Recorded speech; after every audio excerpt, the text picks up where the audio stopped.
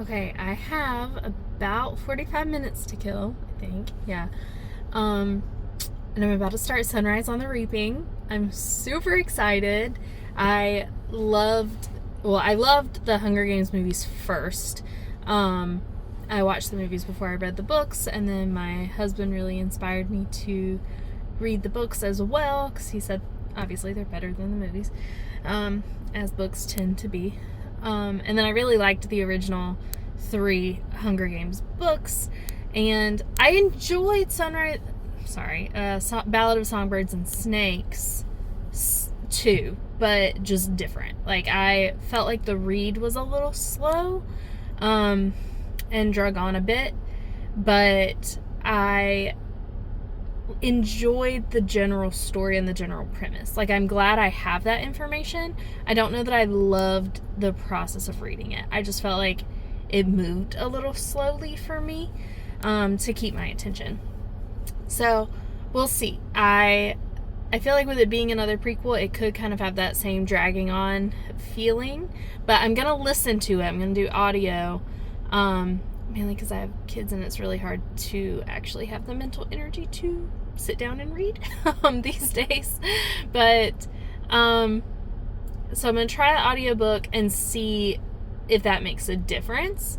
If you've listened to the audio versus read the book, like if you've done both, let me know your opinion. I'm just kind of curious, because I actually read Ballad of Songbirds and Snakes, and didn't actually listen to it. So yeah, I'm kind of curious if it would feel less slowly, via audiobook. That's how I did the Lord of the Rings trilogy, because it was hard for me to just sit and read that, but it just went a lot faster, listening to the audiobook of that. So anyway, I digress.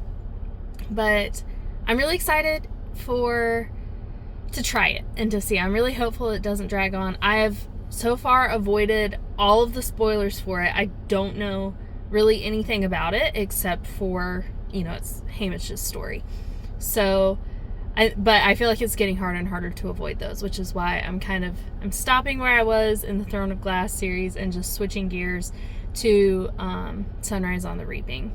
And I'm excited. This is my first video. I got to a point where I realized I just really want to talk about the books that I enjoy, and those stories with people. And but not everyone I know likes to read the same things I read. So I've been scratching that itch by watching folks do reaction videos to books and stuff on YouTube, and that scratches the itch so that I don't feel like I'm gonna explode by not getting to talk about these books. But I also I want to be able to actually share my thoughts too. So I was like, why don't I try? If it's a flop, that's fine.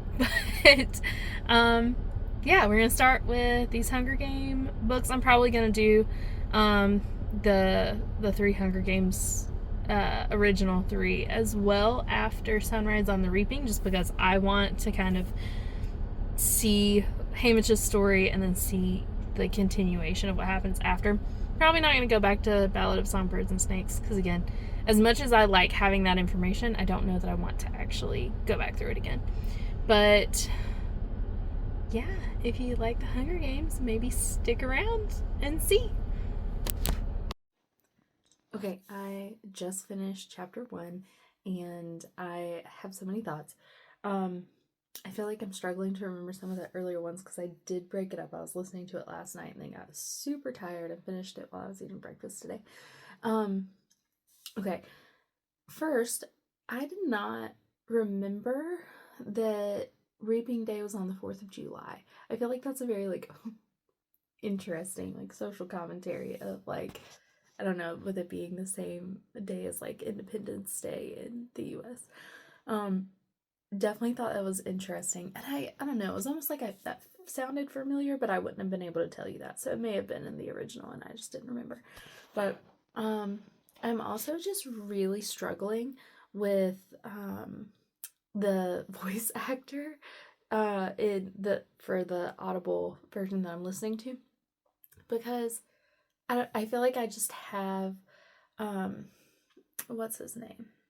All I can think is Howie Mandel. That's definitely not right. The guy that plays Haymitch in the three movies, I just have his voice in my head as Haymitch. And so then when this other, and I mean, he's doing a good job voice acting, like objectively, but it's just weird for me when I'm like hearing Haymitch's like inner thoughts or whatever, and it doesn't sound like, what is the guy's name? Haroldson. Harold. I don't know. Anyway, I'll look it up after, or maybe it'll be a fun thing for me to just like wait for the train to come back around. Cause I know this man's name is just like I'm blinking right now. Um, um. Anyway, so I am struggling with that a little bit. I'm like, this feels disjointed. It doesn't feel um, like the Haymitch that I know. I love Lenore Dove's character. I love that she's Cubby. Cubby. Is that how you say it? I think that's a really interesting nod. It's like everyone is tied to the Cubby in these like three series. I don't know, like Ballad of Songbirds and Snakes. You had Lucy Gray. Now you have Lenore Dove in this one, and in the Hunger Games, I mean Katniss. Maybe they don't call themselves the Cubby anymore, but it's pretty clear that she is part of the Cubby. But or like descended from the Cubby. What else we had? There's an alarm going off. So I love the tie to them, the musical folks, and I love that they are like, I don't know, it's like they draw people in. I feel like the way they've kind of been described as people are just kind of captivated by them and by their music and their charisma. And I love the nod to I'm assuming it's Katniss's dad, is like Haymitch's best friend. I think that's gonna be a really it's gonna be interesting to see how that develops. I definitely think the necklace, or the charm that she gave Haymitch for his birthday is gonna come into play, for sure. And I was trying to picture, there were like a sea and there it's a bird and it's a snake, but I'm assuming it's the picture on the cover of the book. But I do feel like it's almost a nod back to that Ballad of Songbirds and Snakes. I'm really curious how it's going to come into play. I feel like there's symbolism there, and I'm not quite sure like what it is. But I do get the sense that it's like a symbol of rebellion to some degree, even if it's just for Lenore Dove and her family. Also, Tam Amber made an appearance. And again, that kind of made sense. I was like, oh, would he be old enough to be like this generation's dad? But I think that is logical for like the amount of time that would have had to pass for it to be Haymitch's lifetime, but Snow's still alive and all that good stuff. But I was like, I remember you from Ballad of Songbirds. Yeah.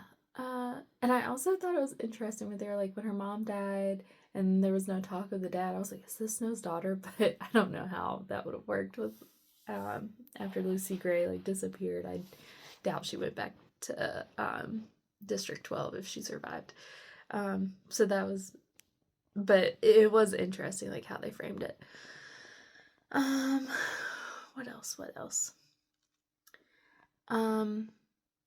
Well, I guess just in general, the storyline, I think they're definitely painting the picture that like the townies are different than the seam, and there's a clear class differential. But I also, and I love that, I don't know, getting a glimpse of Katniss's mom when she's younger, it seems like she has a really big heart and she's kind of stepping out of that like snobby towny role and is actually reaching out to folks in the seam, and I think that's a really cool addition. I think so much of what we see of her, she's already like checked out and dealing with like extreme trauma and grief. And so it's kind of nice to see that, you know, how she was before the death of her husband. Yeah, so that was cool. Also, the just the ending with the reaping, I do really. I loved the way Suzanne Collins did this when they were drawing the second boy's name and it wasn't Hamish. I was like, what? Like, how does that work? You know, like, how? It's like, is one of them gonna get sick and they're gonna do a second reaping? Like, I was trying to figure it out as they were going through it. Um, but and she even built it up of like the Chase boys. They are like rebellious and they're overly rebellious. So she was painting the scene. I just was slow on the uptake, and so then when he like bolted, I was like, oh, this is this is it. Um, but yeah, definitely. I mean, these books have very graphic imaging when they were like, yeah, shot from the rooftop, and they blew off the back of his head. It's like, oh, okay, that's graphic. Um, but anyway, um, yeah, I thought that was really interesting. It's like, man, he had his name in there. I think it was 20 times, and he made it out. He was fine, and then this other kid kind of doing this rebellious act kind of doomed him, which really sucks. But I mean, props to the rebellious kid. Yeah. I mean, I can't imagine in that scenario. It's like, hey, I'm probably not going to survive. At least let me like make a stand. So I can definitely appreciate that. Even if he knew he probably would not survive running, you know? I mean, there was peacekeepers everywhere. But at least he's kind of going out with a bang instead of just being like one of the many in the games.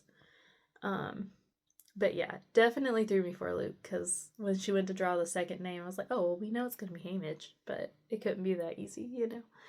Um, so that was kind of a cool twist. Those are my thoughts on chapter one. Oh my goodness. That, the ending of chapter two was gut wrenching. All of it from beginning to end. I, I feel like I need to try to go in some kind of linear order, but I literally just finished it and ran back down here to my laundry room. This is, I guess, where I'm gonna make my reactions because it's one of the few places I can be without having screaming children in the background or waking up my husband who is napping. Anyway, um, wow. Okay, so first at the beginning of the chapter, that's when, you know, the world erupts after the one guy tries to escape. And I love the reference to Peeta's dad. Again, that's my assumption. He's a Malark and he's the son of the baker or whatever. So I'm like, okay, that's gotta be Peeta's dad.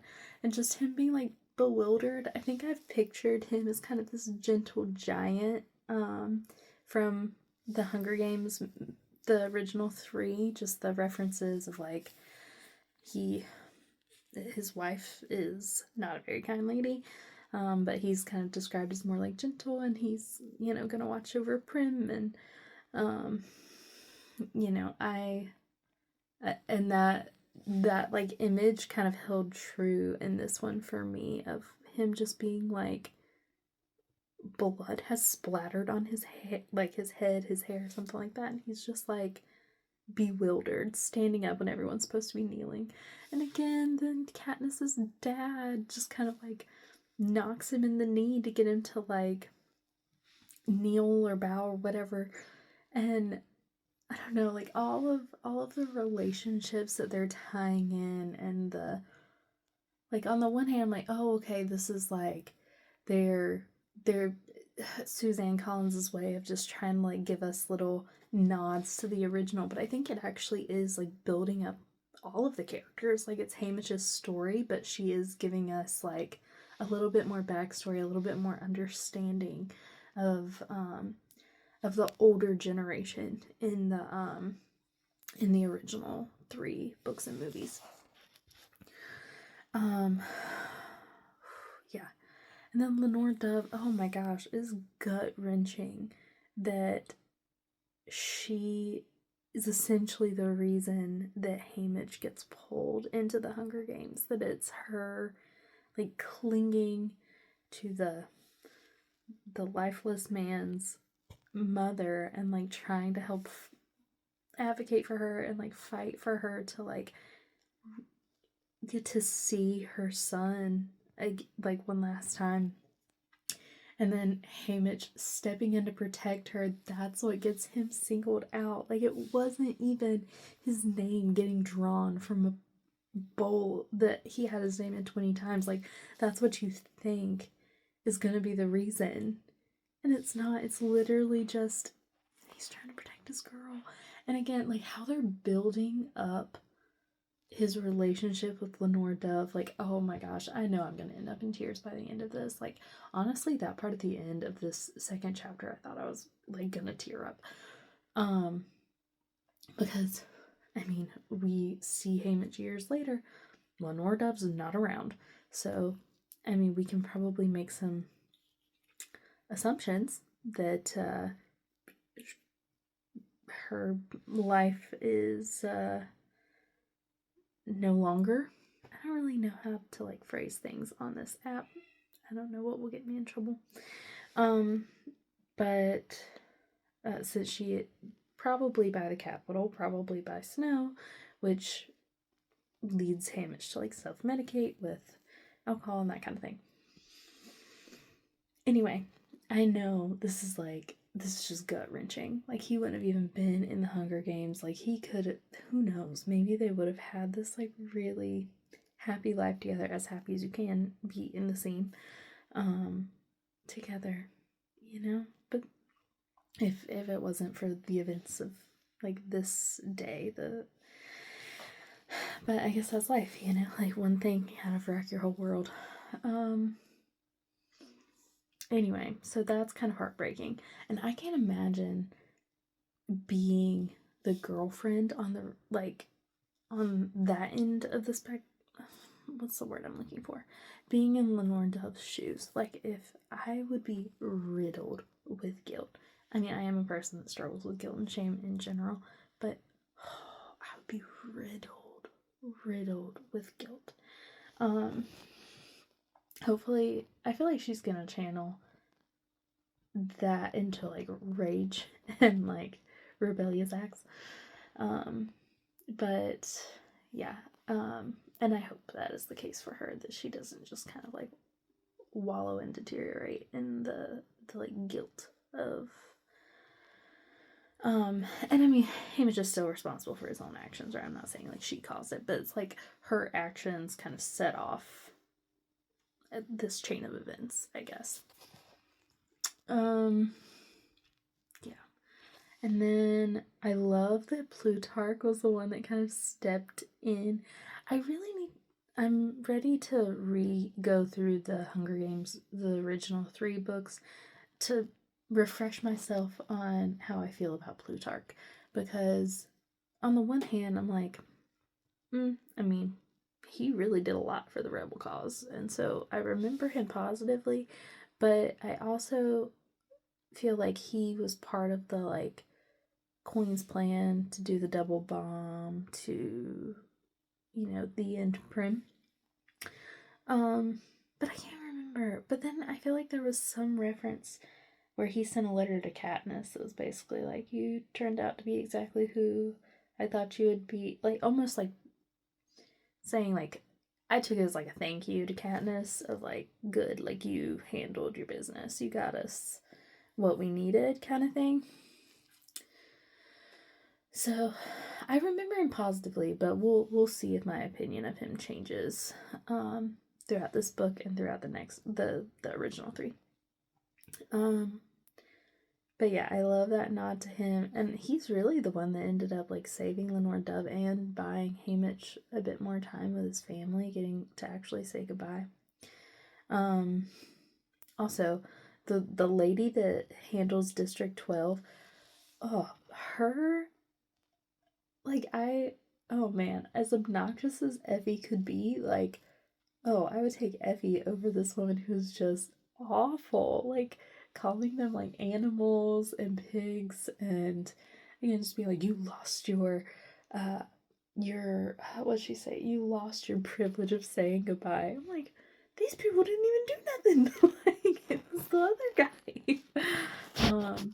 So I don't know, that just kind of sucks. But I do, and I meant to say this in the last about chapter 1 too, but it really is something about the townspeople versus the seam and the class differential there.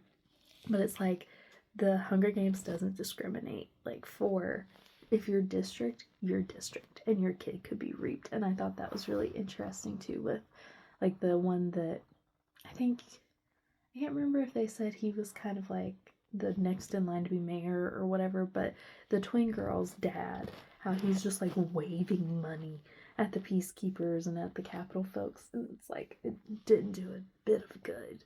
Like, you're still district and you're still an animal compared to like in the eyes of the Capitol people. Wild. Yeah. What else? It was heartbreaking, the goodbye. And I can appreciate him basically being like, Mom, don't give this guy the like reaction that he wants. Like, don't be a pawn in their games. Like, don't make don't increase the attention of this. But I can only imagine, like, as a mother, I would probably do that too, of like, okay, no, I'll give you what you want, like, let me just hug my kid one last time, like, because, I'm sure there's always hope that he's gonna survive, but the odds are not good.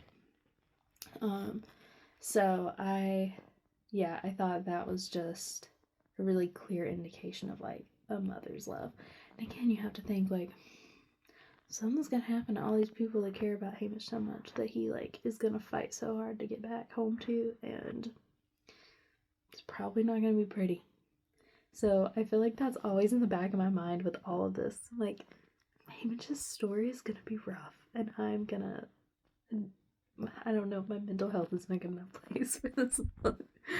I'm like, little Sid, what's gonna happen to Sid? Yeah, so that was tough. And then also, I'm interested, I love how like we're jumping by what, like, is it 50? No, this is the quarter quell, so we're year 50 of the Hunger Games, so we jumped like, what, 40 years? I think Ballad of Songbirds and Snakes was the 10th Hunger Games, if I'm remembering that correctly. So we jumped like 40 years, and then the next set of books will have jumped roughly 25, right? Because the 75th Hunger Games is the third quarter quell. But anyway, I love how when we jump, we see how like the treatment of the kids changes over time. Because the first one, they're just literally treated like animals. They're starved, all that good stuff. And then we know in the original 3, like, they're kind of in a life of luxury for the time. I mean, don't think that justifies putting them in a killing arena by any means, but it is like they get kind of pampered and they get all of the nice food and they're freely walking about their train cars and stuff. But in this one, that kind of midpoint, it's they're still like shackled and put in kind of like a prison car kind of thing. So it's really interesting how you see kind of like some shifts. I'm curious to see in this timeline how that development of how the tributes are treated continues to evolve. Like, I'm really curious what their like quarters are gonna be like. Is it the zoo animal cage versus like the penthouse or whatever?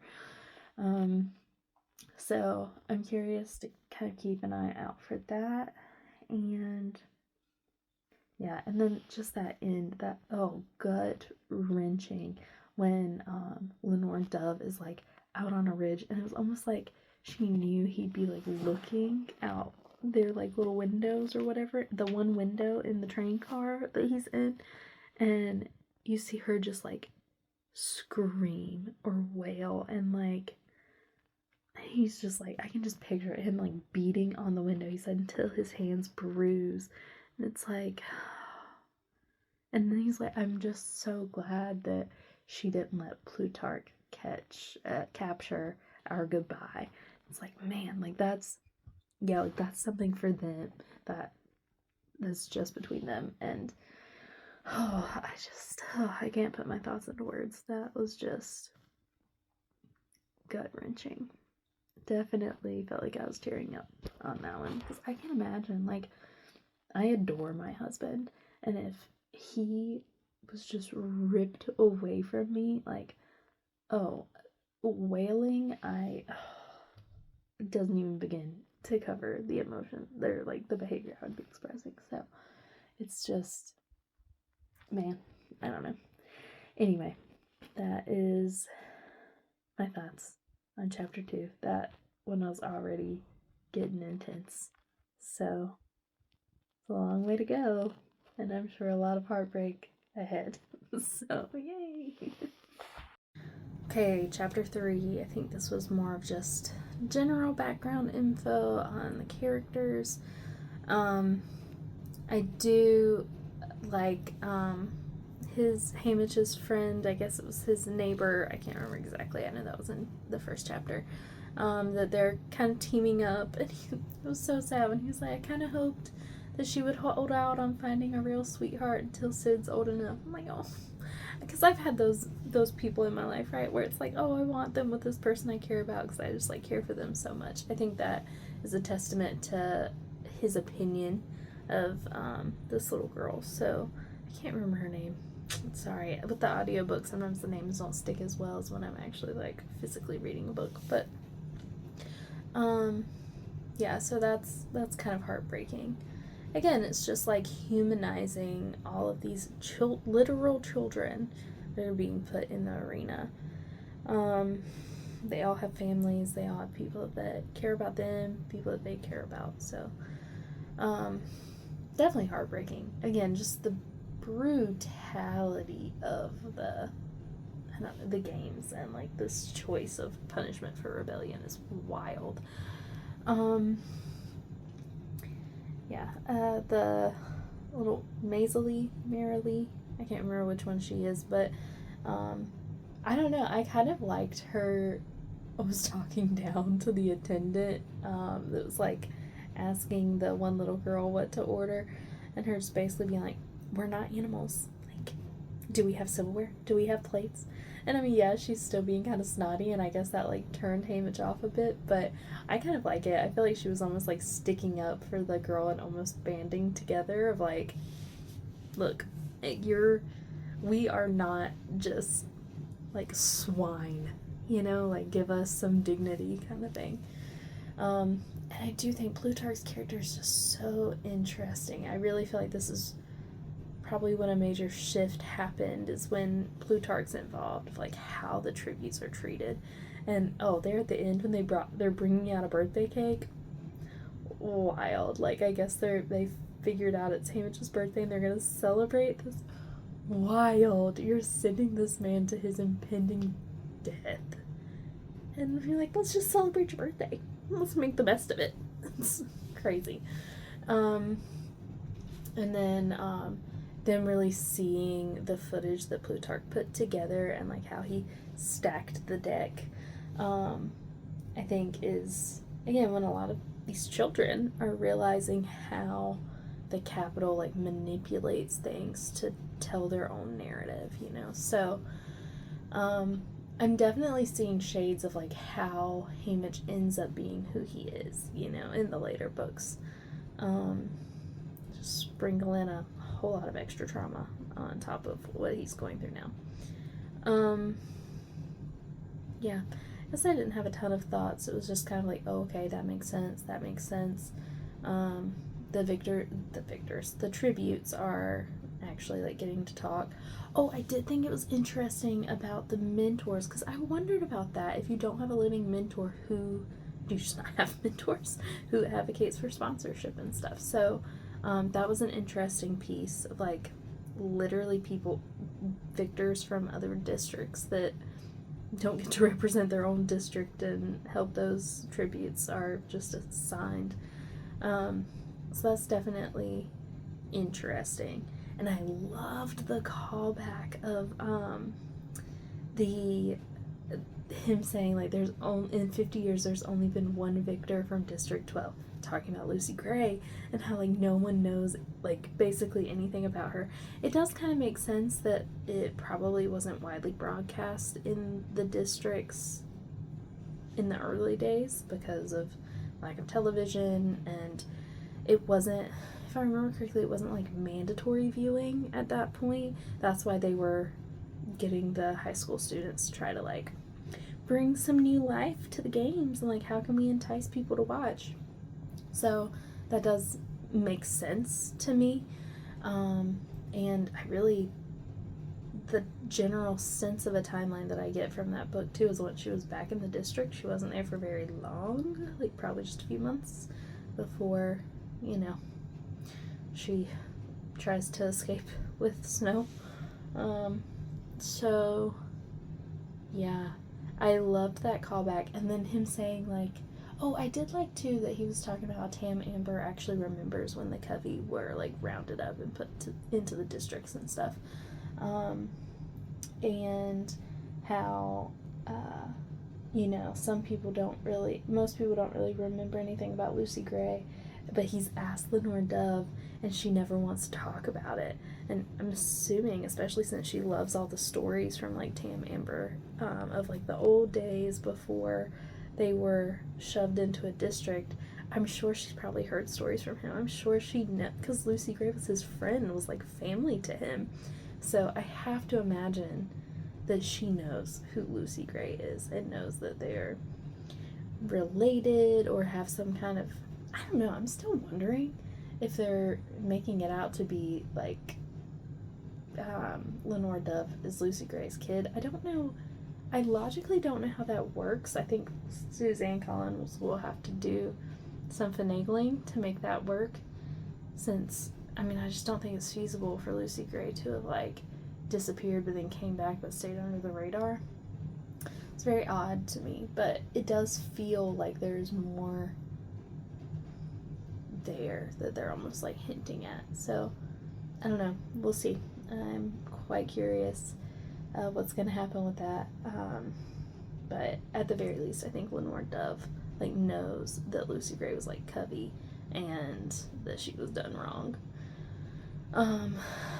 So I don't know, it's very interesting to see like how the older generation still kind of remembers before the games were like they were in like this, the present day of the book of Sunrise on the Reaping, and then how that shifts even more for the original trilogy. So it's very interesting. I am thoroughly enjoying this so far. I'm glad I'm doing the audiobook. I imagine that it could have been something like it was for Ballad of Songbirds and Snakes for me, of like some of this detailed bits where the tributes are kind of interacting and it's not, they're remembering how the little towny girl was a jerk even before she was reaped and all that good stuff. I feel like that probably would have drug on a bit if I was physically reading it, but while I'm like cleaning and passively listening to it, and I think that has added to the enjoyment of it because it's just going kind of quickly. It's pretty well paced for an audiobook, I think. But yeah, I'm really enjoying this book so far. Again, I'm waiting for the heartbreak. I know this is gonna be gut-wrenching, but I'm enjoying it right now. Okay, chapter 4. Mesa Lee is an absolute queen. Like, holy cow, I legitimately gasped when it said she smacked Drusilla. I don't know. Anyway, that chick, she smacked her. Like, can you imagine? I mean, good for her, but oh man, she got whipped. Like, that is rough. Felt like them noting in one of the either the first or second chapter that Drusilla was had that like riding whip or whatever attached to her clothes. I felt like that was gonna come back. I didn't know how. Whew.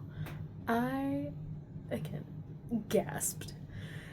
But I mean, good for her. Like, stand your ground. She is just like, and I mean, I get Plutarch's point of like, make nice with the people in the capital because they're gonna advocate for like sponsorships and stuff for you, but she's just kind of like, I'm gonna go out my own way, and I feel like it's her own version of rebellion. Like what's his name? The Chase Boys, the one that ran when his name was reaped. I feel like that was his version of rebellion. This is hers of being a little snot, and I love it.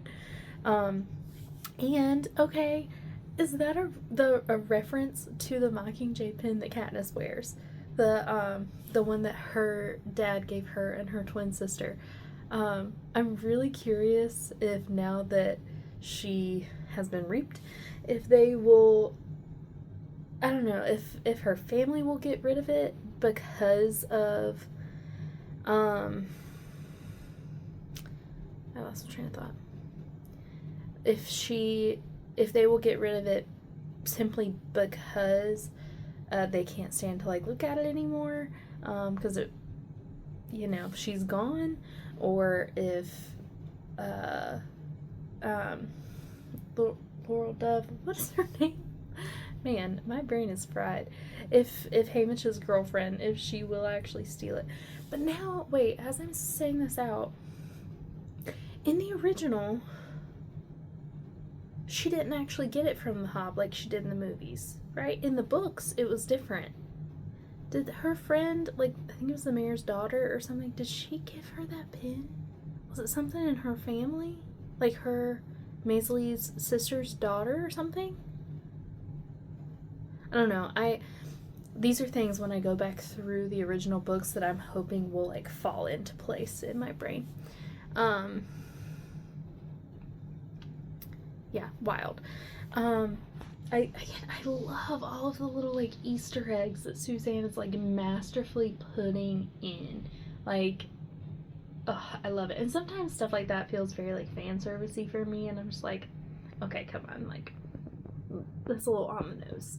But this, I feel like she's doing it really well, and maybe it's just because I have a very special place in my heart for the Hunger Games, and so anything she like, any Easter egg she puts in, I'm gonna like fangirl over. That's quite possible, but the Mockingjay pen, I love it. And then pointing out that birds have like a significance to the covey, that was a cool anecdote. I don't remember if that was in the Ballad of Songbirds and Snakes, but it is a pattern that you see, Well, I guess Lucy Gray's things were snakes, but she was a songbird, like she was referenced as that. And now Hamish's girlfriend is, she has like the geese that love her, and she talked about like in the first chapter when he like first met her, she was saying something about like, why are you messing with my birds when Katniss's dad was like singing or whatever. Anyway, sorry, I think I'm actually covering this speaker. That's probably not great. Yeah, so that I like all of those little Easter eggs. Drusilla is awful. Like, she is one of those people that I feel like the fan base will love to hate. Like, everyone can rally around their like disdain for this woman.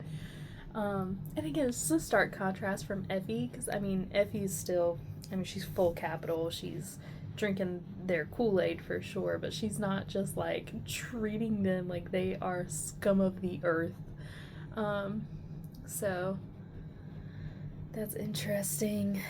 And I feel like they keep pointing out that she's getting older to kind of allude to like, okay, well, she's eventually either gonna no longer be alive, or she's gonna retire or be pushed out or whatever, and that's gonna make room for Effie in Katniss's time.